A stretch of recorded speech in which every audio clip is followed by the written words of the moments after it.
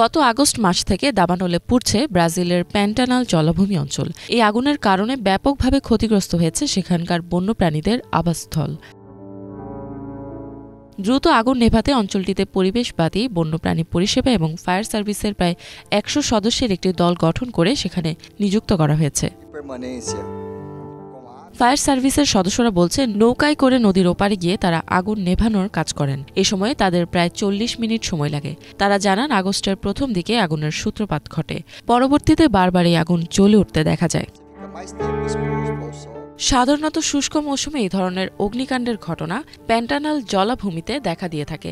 সাম্প্রতিক বছরগুলোতে শুষ্ক ঋতু দীর্ঘায়িত এবং বর্ষাকাল সংক্ষিপ্ত হওয়ায় আগুনের ঘটনা বেশি বেশি দেখা দেয়।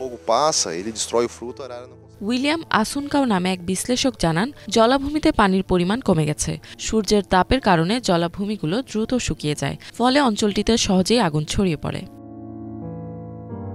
জীববিজ্ঞানীরা বলছেন, প্যান্টানাল জলাভূমিতে অসংখ্য প্রাণীর সরাসরি মৃত্যুর কারণ হচ্ছে এই আগুন। এছাড়া তাদের আবাসস্থলও ধ্বংস করে দিচ্ছে। জীববিজ্ঞানী ব্রুনো হেনরি গ্রোসি কারভালহো বলেন, হায়াসিন্থ ম্যাকাও প্রাথমিকভাবে ২ ধরনের ফল খায়। এইসব ফল প্যান্টানাল অঞ্চলের ২টো নির্দিষ্ট গাছ থেকে আসে। দাবানলের কারণে এই ফল নষ্ট হয়ে যায়, ফলে ম্যাকাওরা খাবার পায় না। এমনকি দাবানলে তাদের বাসাও ধ্বংস হয়ে যায়। এই পাখিগুলো বড় বড় গাছে বাসা বাঁধে, ফলে যখন আগুনে গাছগুলো পুড়ে ছাই হয়ে যায় তখন এই ম্যাকাওরা নির্হারা হয়ে পড়ে। ইফাত জাহান, বাংলাভিশন।